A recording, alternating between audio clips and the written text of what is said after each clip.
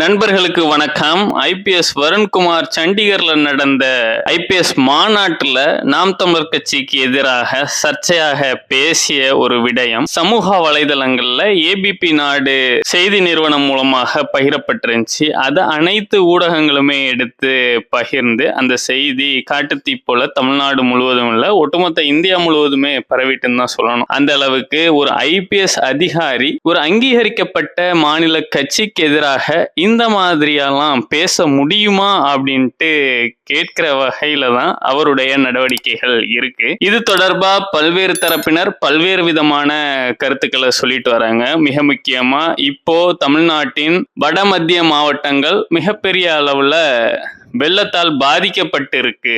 இந்த சூழல்ல திமுக அமைச்சர்கள் அங்க போகும் பொழுதெல்லாம் அவர்களுக்கு கடுமையான எதிர்ப்பு. முக்கியமா உதயநிதி ஸ்டாலின்லாம் கிருஷ்ணகிரி, தர்மபுரி போன்ற மாவட்டங்களுக்கு தன்னுடைய பயணத்தை ரத்து செய்துட்டாரு. அந்த அளவுக்கு மக்கள் மத்தியில ஒரு கடுமையான எதிர்ப்பு அப்படிங்கிறது திமுகவுக்கு எதிராக இருக்கு. சோ அப்படிப்பட்ட சூழல்ல அதை மடைமாற்றும் விதமாக இந்த மாதிரியான ஒரு செய்தி பிளான் பண்ணப்படுது அப்படின்னு சொல்றாங்க. இன்னொரு கோணத்துல நாம் தமிழர் கட்சிக்கு தடை விதிக்கிறதற்கான ஒரு தொடக்க புள்ளியாக இந்த மாதிரி பேச வைத்து இந்த மாதிரியான ஒரு கருத்துருவாக்கத்தை உருவாக்கி அதன் மூலமாக நாம் தமிழர் கட்சிக்கு எதிரான நடவடிக்கைகளை ஒன்றிய அரசு எடுக்கிறதுக்கு திட்டம் போடுது அப்படிங்கிற மாதிரி சொல்றாங்க. ஆனா இதுல நம்ம ரொம்ப உன்னிப்பா கவனித்தோம்னா திருச்சி எஸ்பி முதல்வர் குடும்பத்துக்கு ரொம்ப நெருக்கமான ஒரு நபர் அப்படிங்கிறது தான் பத்திரிகையாளர் தரப்புல இருந்து வரக்கூடிய தகவல். அந்த அளவுக்கு துணை முதல்வர் உதயநிதி ஸ்டாலினுக்கும் சரி, முதல்வர் ஸ்டாலினுக்கும் சரி, திருச்சி எஸ்பி ரொம்பவே ஒரு நெருக்கமான ஒரு நபர், அந்த குடும்பத்துக்கு பிரியமான ஒரு நபர் அப்படின்னு சொல்லப்படுது. அதன் காரணமாக தான் மூன்றாவது பெரிய கட்சி 8% மேல வாக்கு பெற்றுள்ள ஒரு கட்சிக்கு எதிராக தொடர்ந்து அவரால் செயல்பட முடியுது அப்படின்னு சொல்றாங்க. இன்னொரு புறம் நாம் தமிழர் கட்சியுமே நம்ம எடுத்துக்கிட்டா நிறைய பாசிட்டிவ்ஸ் சொன்னாலும் திருச்சி எஸ்பிக்கு எதிரான விடயத்துல நாம் தமிழர் கட்சி கொஞ்சம் தவறான ஒரு பிளே பண்றாங்களோ அப்படிங்கிறது தான் நம்முடைய பார்வை. அந்த அளவுக்கு அவருக்கு எதிராக பல ஆதாரங்கள் இருக்கு. அதை வழக்காக தொடுத்து நேரடியாக உயர் நீதிமன்றத்துல அவருக்கு எதிராக வழக்கு தொடுத்திருக்கலாம். அதன் மூலமாக அவரை நீதிமன்றத்துக்கு வர வச்சிருக்கலாம். இந்த மாதிரி பல விடயங்களை பண்ணியிருக்கலாம். ஆனா நாம் தமிழர் கட்சியின் லீகல் விங் இது குறித்து எந்த ஒரு செயல்பாடையும் செய்யல அப்படிங்கிறது நம்முடைய பார்வை, நம்முடைய ஒரு மனஸ்தாபம் கூட. ஆனா இதுல நாம் தமிழர் கட்சி எதுவுமே செய்யலனா கூட நாம் தமிழர் கட்சிக்கு ஒரு பாசிட்டிவான ஒரு விடயம் வர்றது நமக்கு கண்கூடாவே தெரியுது.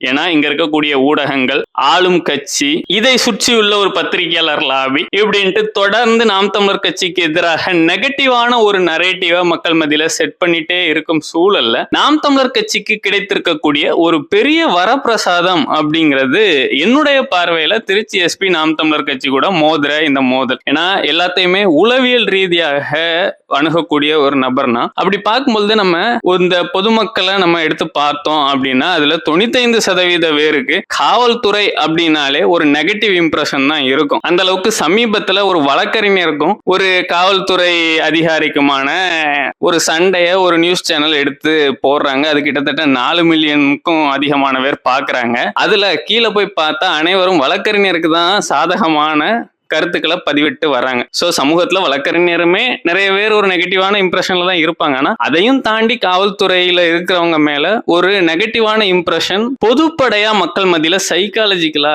ஏற்பட்டிருக்கு. சோ அப்படி இருக்கும் பொழுது அந்த காவல்துறையில் ஒரு உயர் அதிகாரியாக இருக்கக்கூடிய நபர் அவருடைய வட்டத்தையும் தாண்டி ஒரு அரசியல் கட்சி தலைவர், அதாவது நம்ம எப்பவும் சொல்ற மாதிரி இதுவரைக்கும் பதவிக்கு, அதாவது அதிகார பதவிக்கு வராத ஒரு கட்சி, இதுவரைக்கும் ஒரு முறை கூட ஆட்சி அமராத ஒரு கட்சி, இவர்கள்லாம் சொல்ற மாதிரி ஒரு கவுன்சிலர் கூட ஆக வக்கில்லாத ஒரு கட்சி அப்படின்ட்டு இருக்கக்கூடிய ஒரு கட்சி கூட வந்து மோதுறாரு அப்படின்னா பொதுப்படையா மக்கள் யாருக்கு ஆதரவு தெரிவிப்பாங்க அப்படிங்கிறத நம்ம எளிதாகவே எடுத்துக்கொள்ள முடியும். சோ இந்த பிரச்சனை அப்படிங்கிறது 2026 தேர்தல் வரைக்கும் நீண்டுட்டு போச்சு அப்படின்னா நிச்சயமாக நாம் தமிழர் கட்சியின் வாக்கு வங்கியிலேயே அது பெரிய அளவு ஒரு எஃபெக்டை காட்டி நாம் தமிழர் கட்சி நினைத்து பார்க்க முடியாத அளவுக்கான வாக்கு வங்கியை கூட கொண்டு வர்றதுக்கும் வாய்ப்பு இருக்கு. ஏற்கனவே நாம் தமிழர் கட்சியின் வாக்கு வங்கியை குறைக்கிறதற்கும் நாம் தமிழர் கட்சியை உடைக்கிறதற்குமான பல்வேறு ஆபரேஷன்ஸ் நாம் தமிழர் கட்சிக்கு எதிராக திமுக பணம் செலவழித்து பண்ணிட்டு இருக்கு அப்படிங்கிற தகவல் வருது. நாம் தமிழர் கட்சியை உடைக்கிறது, நாம் தமிழர் கட்சிக்கு எதிராக இன்னொரு தமிழ் தேசிய கட்சியை கட்டுறது அப்படின்ட்டு பல விடயங்கள் நடந்துட்டு இருந்தாலும் இந்த மாதிரியான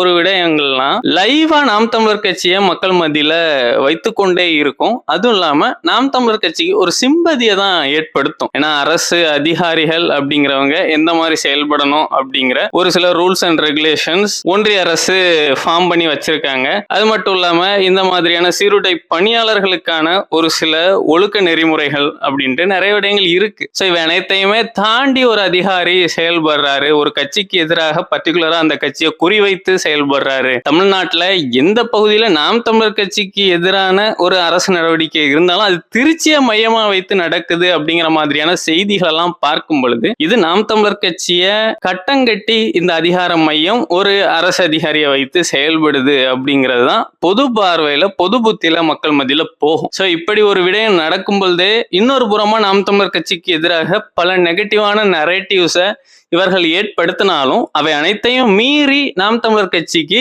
இந்த ஒரு விவகாரம் ஒரு பாசிட்டிவான ஒரு பிம்பத்தை தான் கொடுக்கும் அப்படிங்கிறதுல நமக்கு மாற்று கருத்தே இல்லை. ஸோ இந்த ஐபிஎஸ் அதிகாரி வெர்சஸ் நாம் தமிழர் கட்சி அப்படிங்கிற ஒரு விடயத்தை நம்ம சீமான் பாயிண்ட் ஆஃப் வியூல இருந்து பார்த்தோம்னா அவர் இதை விரும்பவே இல்லை, அவர் இதை வெறுக்கிறாரு அப்படிங்கிறதும் அவருடைய அணுகுமுறை மூலமாகவும் அவருடைய பாடி லாங்குவேஜ் மூலமாகவும் நம்மளால உணர முடியுது. ஏன்னா ரொம்ப சீப்பா திருச்சி எஸ்பி அவர் ஆஃப்டர் ஆல் ஒரு ஐபிஎஸ் தானே நீ அப்படிங்கிற ரேஞ்சில் அவர் பேசுறதெல்லாம் பார்க்கும் பொழுது அவர் நமக்கு இந்த மேட்சே கிடையாது அப்படிங்கிற ரேஞ்சில் தான் இருக்கிறாரு.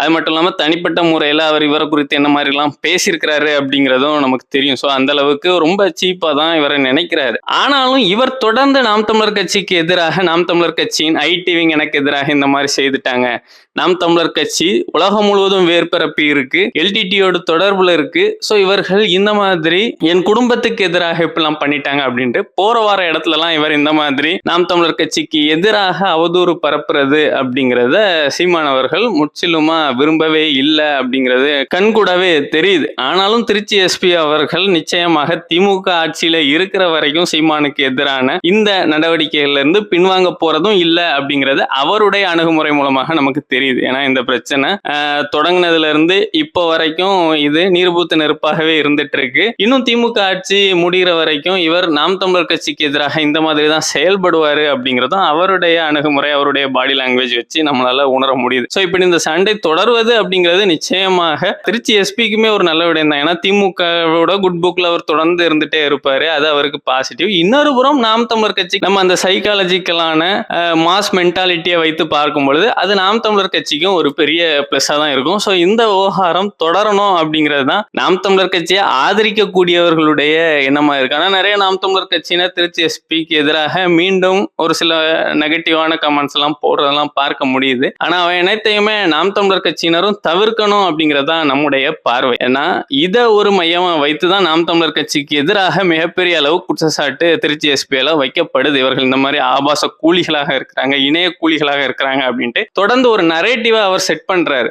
அவருடைய ஒரு பாசிட்டிவா இருக்கிறதே இதான், நாம் தமிழர் கட்சி ஒரு இணைய கூலியை வைத்து என்னுடைய குடும்பத்தை தரக்குறைவா பேசுறாங்க, என்னுடைய மனைவியை தரக்குறைவா பேசுறாங்க அப்படிங்கிறது. ஸோ நாம் தமிழர் கட்சியின் கேடர்ஸும் சரி நாம் தமிழர் கட்சியின் ஆதரவாளர்களும் சரி அந்த மாதிரியான ஒரு விடயத்தை இனியாவது ஸ்டாப் பண்ணணும் அப்படிங்கிறது நம்மை போன்ற தமிழ் தேசியர்களுடைய வேண்டுதலா இருக்கு. ஸோ அதை நாம் தமிழர் கட்சியினர் செய்தாலே போதும். ஆனால் திருச்சி எஸ்பி நிச்சயமாக தொடர்ந்து நாம் தமிழர் கட்சியை சீண்டிட்டு தான் இருப்பாரு. அது தேர்தல் அரசியல் இருக்கக்கூடிய ஒரு கட்சிக்கு பெரிய அளவு பாசிட்டிவாக தான் போய் முடியும் அப்படிங்கிறதுல மாற்று கருத்துல. நன்றி, வணக்கம்.